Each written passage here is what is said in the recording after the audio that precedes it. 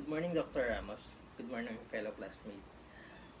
This short story that will be tackled today, it was written by a famous writer named Arturo B. Rotor, and it was titled Dahong, Palay. But first, let's find out who is Arturo B. Rotor. Arturo Velasco Rotor was born in June 7, 1907 and died at the age of 88 on April 9, 1988. He was a Filipino medical doctor, civil servant, musician, and a writer. And his wife is Emma Olson, who taught in college, and also they had no children. This is the portrait of Arturo Rotor. Now, let's begin to tackle the Dahong Palay. The settings of Dahong Palay is from farm, Tita's Bina's house, and the characters are Sebio, Sebio's mother, Mercy, Pasio, and the crowd. Dahong Palay is quite long story, hence I made a summary of the story. There was a man named Sebio, a young man who works in the rice fields but in perpetually teased for his lack of strength for a crowd. He had a small muscle that did not seem fit for the kind of task. He was described as quite tall, his chest was flat, his neck was long, and his legs were thin. Despite of his not so impressive physical appearance, he was capable of doing intense tasks. He often called as Sebyong Pasmado because of his slight figure, his spindle shanks, his timidity.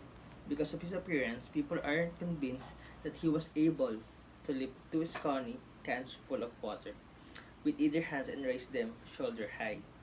While Sebio was at home, his mother instructed him to go his Tia's Bina's house to work and give the wheatstone which his aunt wanted to borrow.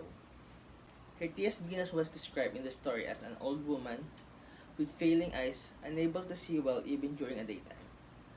When he came to his Tia's house, he just gave the wheatstone to his Tia Binay and thanked her for the herbs she gave for his uncle's rheumatism. While Sabio doing his chores, he heard a voice said that, "Never mind those people, they're idlers. Try my suman. I made it myself." First, he didn't notice where the voice came from until he saw Mercy, the woman of his life. Mercy helped Sabio to build himself despite of the arrogance of the people.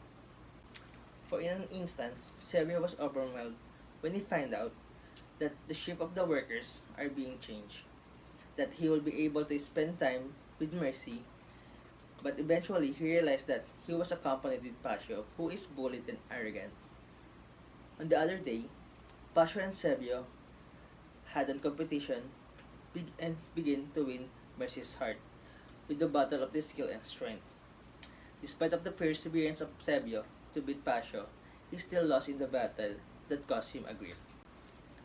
When the battle was ended, Sebio and Mercy stayed together for a talk. With their conversation, a snake was creeping beneath them, and it eagerly to bite Mercy. But Sebio moved fiercely that he was able to collide with Mercy. Then, he realized he was the one that has been bitten by the snake. And for a moment, the snake vanished. And suddenly, Mercy immediately treated the beaten cup of Sabio. The bravery of Sabio eventually spread through the whole town, and they show a phrase about Sabio's courageous action and sworn that they will never call Sabio as Sebyong Pasmado once again.